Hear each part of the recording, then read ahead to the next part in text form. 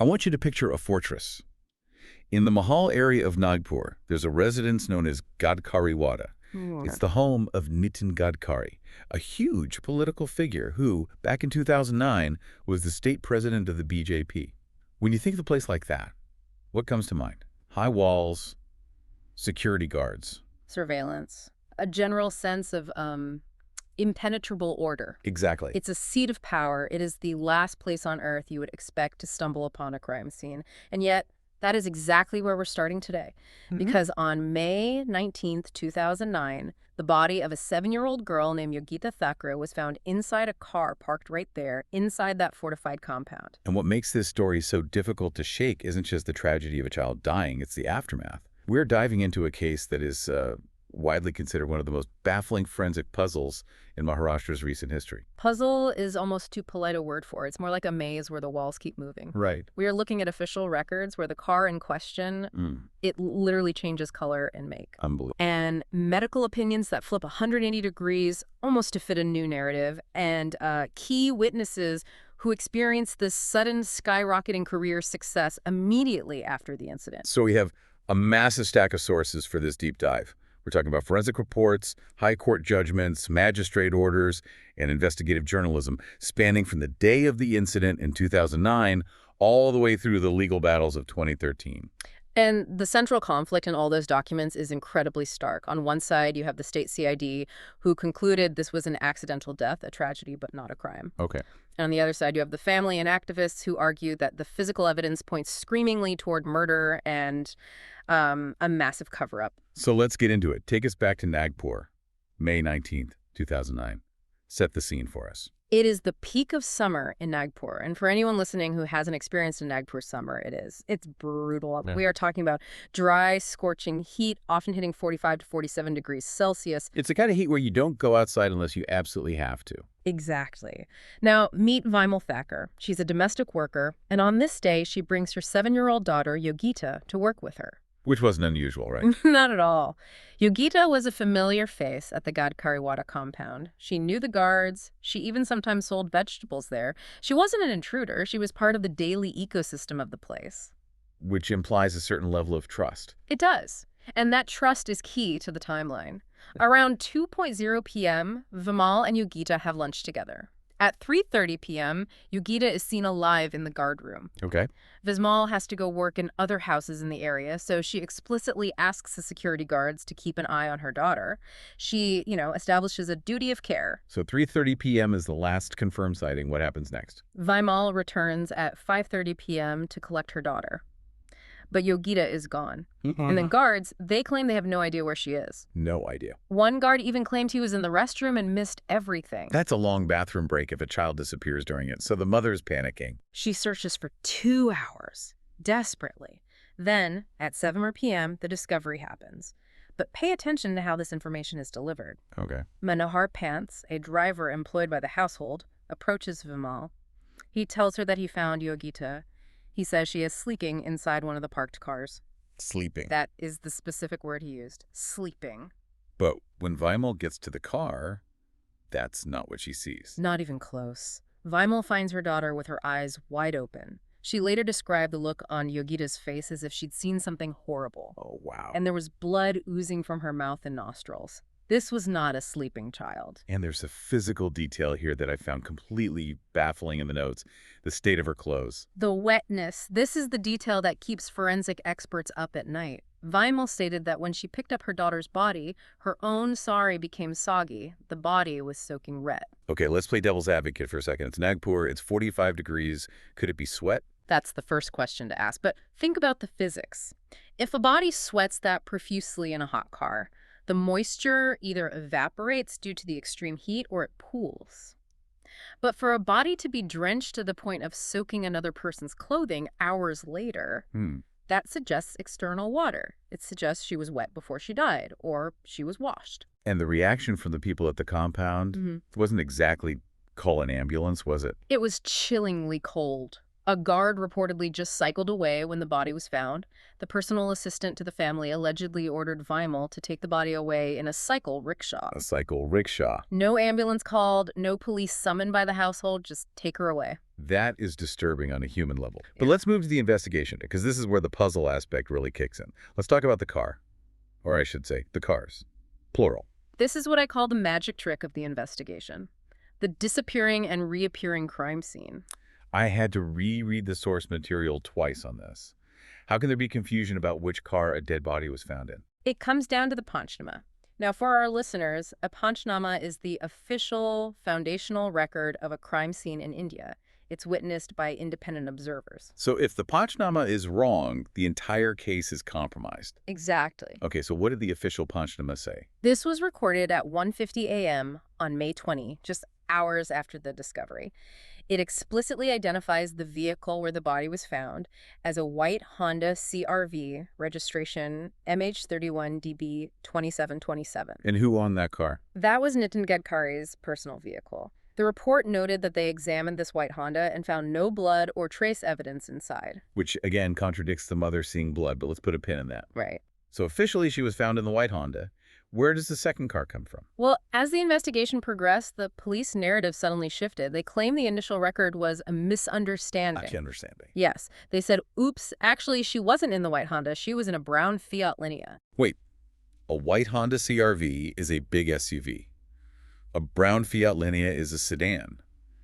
And one is white, the other is brown. That's not a typo. That's a completely different object. Exactly. The police blamed pressure from seniors and the media for the mistake. They claimed the Honda was actually out of town with Mrs. Gadkari. But here is the catch.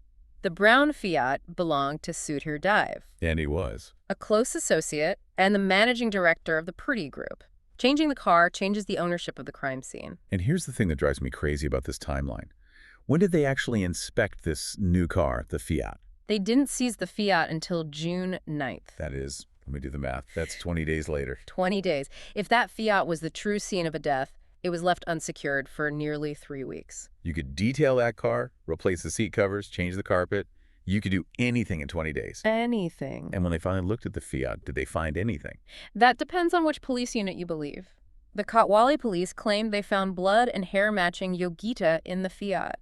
But the Crime Ranch Mobile Unit, which is the specialized forensic team, examined the same car and found absolutely nothing. No blood stains, no fingerprints. So we have a car that changes color, a 20-day delay, and 2 police reports that contradict each other. It creates a cloud of doubt so thick you can't see through it, and that works in favor of the defense.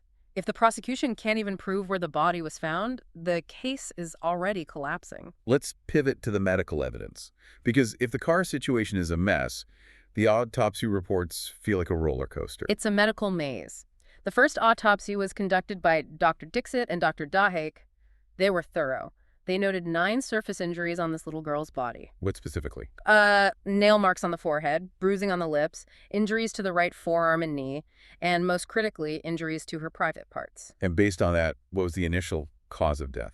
They listed it as smothering, and they categorized it as either homicidal or accidental. But because of the injuries and the smothering, the police were legally required to register an FIR under Section 302. Which is murder. Which is murder.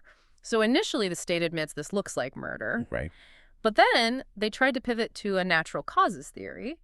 They knew Yogita had a heart condition, so the police started floating the idea that maybe the heat triggered a heart attack. But there was a pediatrician involved, right? Someone who actually knew the child. Dr. Ciara Merchant. She had treated Yogita.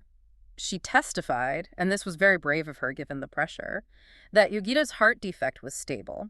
She explicitly stated that the heart condition could not have caused death by suffocation in a car. So the health issue excuse is off the table. Right. So we get the U-turn. The same doctors who did the first autopsy, Dixit and Dahak, suddenly revised their opinion. They changed the cause of death to a definitive accidental death. But how do they explain the injuries, the nail marks, the bruising? They came up with the theory of terminal convulsions. They argued that as she suffocated in the car, she had seizures and thrashed around, banging into the car interior, causing the bruises. Okay, maybe you bruise a knee thrashing around. But the injuries to her private parts, how do you explain that as an accident? This is the part that the family's lawyers found most insulting. The doctors dismissed the vaginal injuries as Self-inflicted. They Self-inflicted. claimed it was due to bad hygiene or itching. Itching. You're telling me a child who is suffocating, dying, and having seizures is also itching? That was the family's argument. The lawyers called it a contortionist's feat. It defies logic to think a dying child is scratching herself in that specific way while simultaneously banging her head to get nail marks on her forehead. It feels like the medical opinion was being reverse engineered to fit the accident conclusion. It does. So let's look at that accident theory closely. The state CID says she climbed in, the door locked, and she died of heat and suffocation. Does the mechanics of that hold up? There are massive holes in it. First, the locking system. The Regional Transport Office, the RTO, tested the car and said the lock worked fine, meaning she should have been able to open it from the inside unless the child lock was engaged. But the police said something different. The police, however, claimed it was faulty. But even if she was trapped, surely she would try to get out. That is the smoking gun. If a 7-year-old is trapped in a car that is heating up to 15 or 60 degrees, she is going to panic. Of course. She is going to scream. She is going to pound on the windows. She is going to claw at the door handles. You would expect fingerprints everywhere. Everywhere. And yet, the forensic report stated that no fingerprints were found inside the car. Not on the glass, not on the horn, not on the handles. How is that possible? Unless the car was wiped. Precisely. The police tried to argue that too many people touched the car so they couldn't get good prints. But that argument doesn't work for the inside of the window glass. Right. If a child was dying in there, her prints should be there. The absence of evidence in this case is evidence of tampering. And this circles back to the wet body. Yes. If she died of heat stroke, she would be dehydrated. If she sweated profusely, the car seat should be soaked. But the car was dry. The body was wet. It implies she was wet before being placed there, or she was washed to remove DNA evidence. Now, we have to talk about the power dynamics here. Yeah. This wasn't just a botched investigation. It feels like the system was working overtime to protect someone. It's hard to ignore the context. Let's look at Manohar Pants again. The driver. The one who said she was sleeping. Correct. Just 2 months after Yogita's death, public records show something fascinating. Manohar Pants, a driver, was appointed as a director of 7 different companies within the Purdy Group on a single day. I'm sorry, did you say 7 companies? 7 on one day. That is quite a promotion. The family and activists argue it wasn't a promotion, it was a payoff. A reward for cooperation or, silence. It's a very specific trajectory that raises a lot of red flags. Meanwhile, what was happening to the Thakrar family? Were they getting any support? Quite the opposite. They were facing intimidation. Vimal Thakrar received direct threats to withdraw the case. And it wasn't just the family. There was an activist named Kishore Ingle who was filing right to information RTI requests to uncover these police documents. What happened to him? He stated that men showed up at his house with a pistol. They didn't rob him. They specifically mentioned his RTI queries and told him to stop troubling our Sahib. Sahib, the boss. That sends a shiver down your spine. It does. It shows that there was an active effort to suppress the flow of information. Did the courts do anything? Usually this is where we hope a judge steps in and says, this is nonsense. To their credit, the lower judiciary tried. We have to talk about Judicial Magistrate Nalima Patil. She was incredibly skeptical of the CID's findings. The CID kept filing closure reports, right? Basically asking the court to close the file. Yes, and Magistrate Patil rejected those closure reports twice. That is a significant move. She criticized the CID heavily. She said they did nothing but mere recording of statements. She pointed out they ignored the High Court's directions to investigate the car discrepancy and the injuries. She was basically calling them out for incompetence or worse. She used a very powerful phrase. She said the investigation showed a want of appreciation of the emergent need to get at the truth. In legal terms, that is a scathing indictment. She was saying, you aren't even trying. But despite her standing her ground, the case didn't go to the CBI. No. And this is the tragedy of the legal maneuvering. In 2013, the High Court rejected a petition for a CBI probe, that's the Federal Investigation Agency, calling it premature. Premature. Instead, the magistrate ordered the case to be treated as a private criminal complaint. I'm not a lawyer, so explain what that means for a tea-stall worker like Ashok Thakray, Yogita's father. It's a massive burden shift. Usually, the state prosecutes murder, the government pays the lawyers, the police gather evidence. Right. In a private complaint, the victim has to become the prosecutor. So the father has to run the case. Essentially, yes. He has to hire lawyers. He has to bring the witnesses to court. He has to prove the case against powerful figures who have the best legal teams money can buy. That sounds like an impossible fight. You're asking a marginalized family to out-litigate a corporate political machine. It effectively privatized the quest for justice. It kept the case alive technically, but practically it's a war of attrition. And in a war of attrition, the side with the resources usually wins. It's heartbreaking. We have a dead child, and the system basically said, if you want justice, you have to pay for it yourself. That's the reality. It highlights how the machinery of justice can grind to a halt when it encounters power. So let's sum up this deep dive. We have a tragedy in a high-security compound. We have a car that disappears and is replaced by another car 20 days later. We have medical reports that go from murder to accident based on improbable theories like itching. We have a driver who becomes a corporate director overnight. And we have a family left to fight alone. That is the forensic puzzle of Gadkari. It's a story where every time a piece of evidence pointed toward foul play, it was either explained away, ignored, or changed. I want to leave our listeners with one final thought. We've covered a lot of legal and forensic ground, but I want you to go back to that moment at 7:00 p.m. on May 19th. The discovery. The mother holding her daughter, the body is soaking wet, in a dry city, in a dry summer, inside a dry car. How does a body become wet without human intervention? It is the one physical fact that the accident theory cannot explain. It is the silent witness that refuses to be quiet. That's it for this deep dive. Thank you for listening.